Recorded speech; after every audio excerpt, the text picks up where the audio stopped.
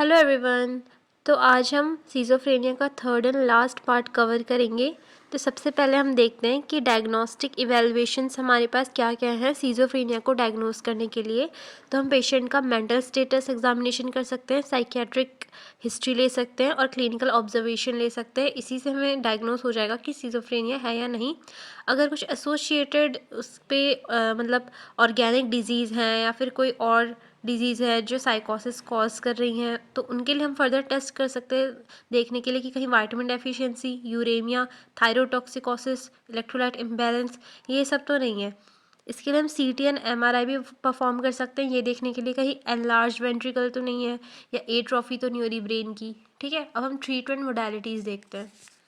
सबसे पहले हम पेशेंट को फार्माकोथेरेपी दे सकते हैं जिसमें कि antipsychotics, anti depressants, mood stabilisers, benzodiazepine आती हैं। इसमें भी जो हमारे पास एंटीसाइकोटिक है उसमें कन्वेंशनल ड्रग्स भी हैं और एटिपिकल एंटीसाइकोटिक्स भी हैं। कन्वेंशनल में आती हैं जैसे कि आपने सुना होगा क्लोरप्रोमाजिन और हेलोपेरिडोल, ये तो पक्का सुना होगा। और कॉमनली यूज जो आजकल एटिपिकल है उसमें क्लोजापिन और रिस्पेरिडोन, क्यूटीपाइन, ओलेंजापाइन, ये सारी ड्रग्स आती हैं। एक चीज़ ध्यान रखने वाली ये है कि जो क्लोजापाइन होती है वो एक ग्रेन्युलोसाइटोसिस कॉज करती है। इसका मतलब कि जो WBC है उनका लेवल एकदम नीचे आ जाता है इनकी रेगुलर डोजेस लेने के बाद। उसके बाद हम लोग ECT थेरेपी भी कर सकते हैं 8 to 12 टाइम्स। अब हम नर्सिंग मैनेजमेंट देखते हैं। तो सबसे पहले एज ए नर्सिंग ऑफिसर आपको असेसमेंट करना है कि वो पेशेंट एक्चुअल में सिज़ोफ्रेनिक है या नहीं। अब वही कैसे कर सकते हैं आपको पता है कि साइन एंड सिम्टम्स क्या होते हैं सिज़ोफ्रेनिया के, बस आपको उस पेशेंट में वही देखना है। जैसे आपको ऑब्जर्व करना है पेशेंट का बिहेवियर पैटर्न क्या है, पॉस्चरिंग कैसी है, पेशेंट की साइकोमोटर डिस्टर्बेंस तो नहीं है, या फिर अपीयरेंस, हाइजीन, ये सब चीज़ें कैसी हैं। क्योंकि सिज़ोफ्रेनिया वाले पेशेंट से बहुत पुअर हाइजीन दिखती है, साइकोमोटर एजिटेशन उनमें हो सकता है या फिर साइकोमोटर रिटार्डेशन भी हो सकता है। बिहेवियर में तो आप डिल्यूजन्स वगैरह दे सकते हैं, स्पीच का पैटर्न देख सकते हैं जैसे फ्रैंक इनकोहेरेंस तो नहीं है। ठीक है, उसके बाद हमें पेशेंट से डायरेक्टली उनकी फीलिंग्स के बारे में पूछना है, कहीं उन्हें सुसाइडल थॉट्स तो नहीं आते। हम ये असेस करेंगे कि पेशेंट का अफेक्ट और इमोशनल रिस्पॉन्स कैसा है, पेशेंट का जो डिल्यूज़न है उसका थीम क्या है, उसका कंटेंट क्या है, किस चीज़ की वजह से वो प्रवोक हो रहा है, और पैटर्न ऑफ स्पीच तो हमें देखना ही है। और हमें पेशेंट की एबिलिटी देखनी है कि वो सेल्फ केयर अपनी परफॉर्म कर पा रहा है नहीं कर पा रहा। फिर जो हम ऑब्जेक्टिव साइंस जो हम पेशेंट में देखेंगे वो होगा विड्रॉल बिहेवियर है क्या, हॉस्टिलिटी, इनएडुकेट और इनअप्रोप्रिएट कम्युनिकेशन तो नहीं है, इनएडिक्वेट फूड इनटेक, मतलब बहुत कम लेते हैं ये लोग फूड क्योंकि उनका इन चीज़ पे ज़्यादा ध्यान नहीं रहता, वो अपने डिल्यूजन में ही खोए रहते हैं। उसके बाद साइकोमोटर एजिटेशन है कि नहीं ये देखेंगे, कैटाटोनिक रिजिडिटी है कि नहीं, स्टीरियोटाइप बिहेवियर है, अपैथी है, एम्बिवेलेंस है, म्यूटिज्म है, इनएबिलिटी ट्रस्ट है टू ट्रस्ट अदर्स, ये सब चीज़ें हम ऑब्जेक्टिव साइन में देखेंगे। सब्जेक्टिव साइन सिम्टम्स में क्या होगा, पेशेंट क्या बताएगा कि हाँ मुझे हेलुसिनेशन हो रहे हैं, इल्यूजन हो रहा है, पैरानॉइड थिंकिंग है, एनेडोनिया है, कन्फ्यूज़न है, ideas of reference, thought blocking, retarded thinking, insomnia, ये सब चीज़ें पेशेंट जो एक्सपीरियंस करेगा वो ये वर्बलाइज भी कर सकता है। ऑब्जेक्टिव साइंस में वो चीज़ें हम देखेंगे। उसके बाद हम देखते हैं फर्स्ट नर्सिंग डायग्नोसिस हमारे पास क्या है। तो ये है disturb thought process related to inability to trust, panic, anxiety, possible hereditary और biochemical factors, evidenced by delusion of thinking, extreme suspiciousness of others. अब हम देखते हैं हम क्या क्या नर्सिंग इंटरवेंशंस लेंगे।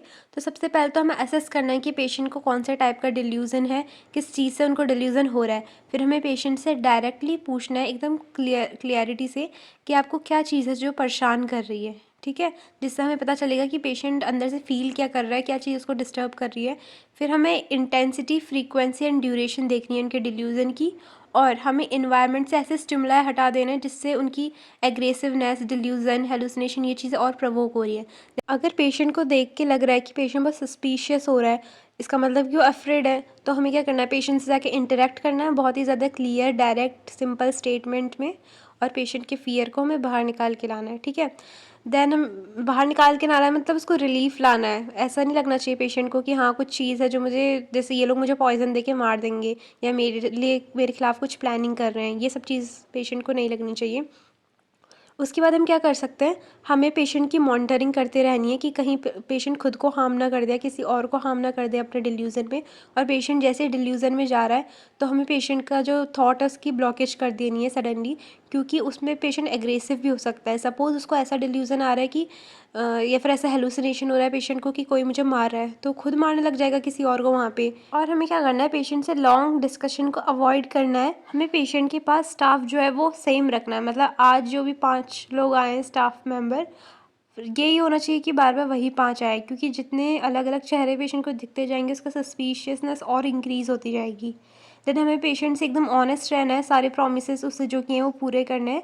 और पेशेंट फिजिकल कांटेक्ट अवॉइड करना है, पेशेंट के सामने हंसना या फिर धीरे धीरे बोलना जैसे उनको लगे कि मेरे बारे में बात कर रहे हैं, ऐसी चीज़ें अवॉइड करनी है।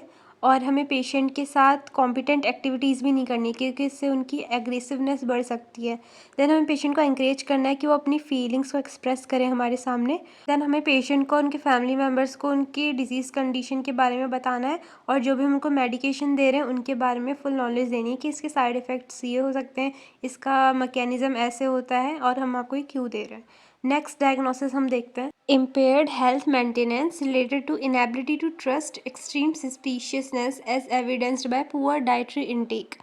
नर्सिंग डायग्नोसिस थर्ड भी देख लेते हैं, self care deficit related to withdrawal, regression, panic anxiety, cognitive impairment as evidenced by difficulty in carrying out tasks associated with hygiene, dressing, grooming, eating, sleeping, toileting. तो इसमें main चीज़ क्या हो रही है, पेशेंट जो है वो अपना फ्लूइड इनटेक अच्छे से नहीं ले रहा है, प्लस पेशेंट अपनी हाइजीन मेंटेन नहीं कर रहा है। तो अब हम इसके लिए क्या क्या इंटरवेंशन लेंगे, सबसे पहले हम असेस करेंगे कि पेशेंट में माल न्यूट्रिशन या फिर डिहाइड्रेशन तो नहीं है।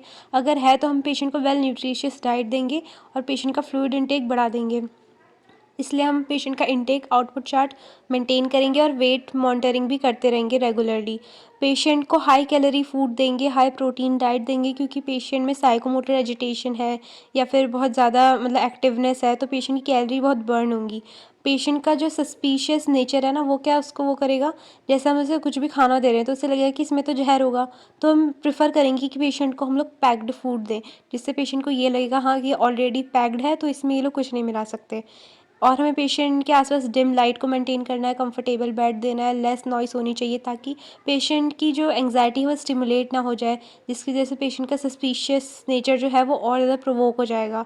उसके बाद हमें अवॉइड करना है कि पेशेंट डे टाइम नैप ना ले, क्योंकि अगर पेशेंट दिन में सो जाता है तो फिर रात में वो उठा रहेगा और ऑलरेडी उसकी कंडीशन ऐसी है कि वो उसके स्लीपिंग आवर्स ऑलरेडी कम हो जाएंगे, फिर वो रात में भी नहीं सोएगा तो पेशेंट बहुत ज़्यादा लेथार्जिक फील करेगा पूरे दिन और इरिटेबल हो जाएगा। हमें पेशेंट का एलिमिनेशन पैटर्न भी मेंटेन करते रहना है। फिर हमें पेशेंट को एनकरेज करना है कि वो अपनी सेल्फ केयर मतलब खुद से करें, उनको हमें सिखाना है कैसे करनी चाहिए और उनसे करवाना है, और अगर वो अच्छे से कर रहे हैं तो हमें उनको रीइंफोर्समेंट देना है। अब वो हम प्रेज़ के थ्रू दे सकते हैं या फिर किसी रिवॉर्ड के थ्रू दे सकते हैं। उसके बाद हमें पेशेंट का एक रूटीन बना देना है, मतलब एक टाइम टेबल कि आपको इस टाइम ये करना है, इस टाइम ये करना है। इसकी वजह से क्या होगा, पेशेंट बिजी रहेगा एकदम और कम चांसेस हैं कि वो डिल्यूज़न और हेलुसिनेशन इन सब में चला जाए।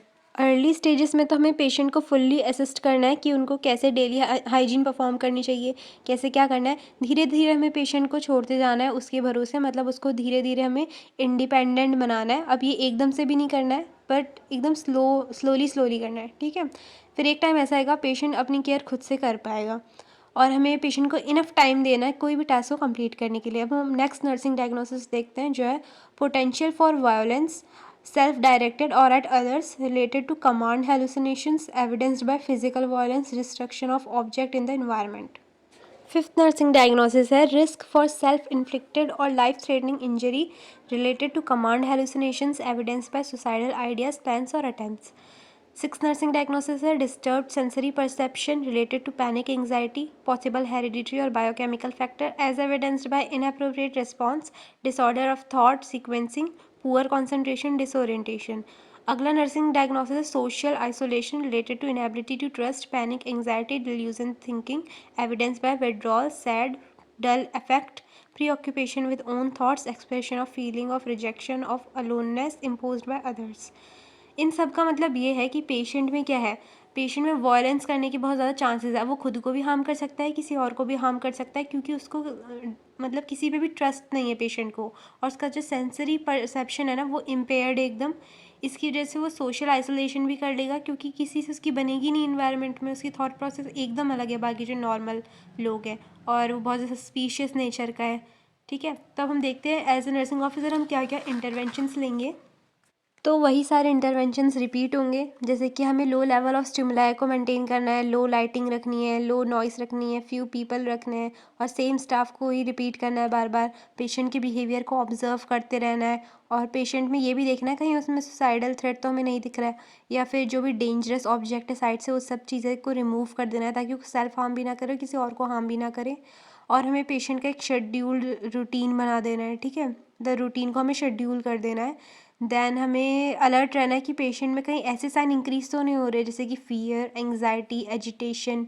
ये सब चीज़ें डिनोट करती है कि पेशेंट आगे जाके वायलेंस कर सकता है, ठीक है। देन हम पेशेंट को फिजिकल रिस्ट्रेंट प्रोवाइड करने हैं, क्योंकि अगर पेशेंट बहुत ज़्यादा एग्रेसिव है तो फिजिकल रिस्ट्रेंट करना ही पड़ेगा। देन हमें पेशेंट से एक बहुत लो और काम वॉइस में बात करनी है। सफिशिएंट स्टाफ भी अवेलेबल होना चाहिए क्योंकि कभी कभार स्ट्रेंथ की ज़रूरत भी पड़ती है पेशेंट के सामने। अगर वो बहुत ज़्यादा उनका नेचर वायलेंस वाला हो जाता है तो वो हमें ही ना कहीं हार्म कर दे। देन हमें ट्रैंक्विलाइजर्स एडमिनिस्टर करने अगर ज़रूरत पड़ती है तो, और जो भी मेडिकेशंस प्रिस्क्राइब करी गई हैं वो सब हमें पेशेंट को टाइम टू टाइम देनी है। और हर 15 मिनट में आके हमें रिस्ट्रेन को ओपन कर देना है और थोड़ी देर पेशेंट को रिलैक्स छोड़ना है। देन अगेन हम उसको अप्लाई कर सकते हैं। ऐसे ही पेशेंट की एजिटेशन थोड़ी कम होती है, देन हम उनको बोलेंगे कि आप अपनी फीलिंग्स को हमें बताएं, क्या आपके दिमाग में चल रहा था।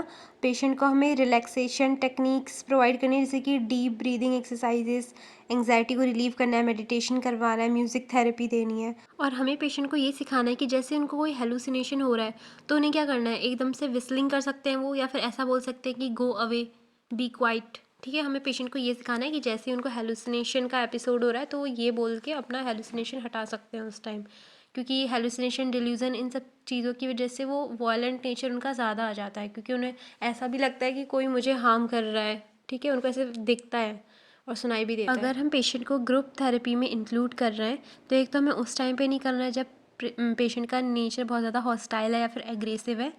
जब पेशेंट थोड़ा काम है हमें उन दिनों में करना है पेशेंट को ग्रुप थेरेपी में इन्वॉल्व। और हमें पेशेंट को दिखाना है कि उनकी, हाँ, उनकी भी कुछ वैल्यू है, उनकी भी कुछ वो है, इंपॉर्टेंस है, ठीक है। और उनको ऐसा इन्वायरमेंट नहीं प्रोवाइड करना है ग्रुप में भी जिससे उन्हें डर लगे या फिर उनकी सस्पिशियसनेस और इंक्रीज़ हो जाए।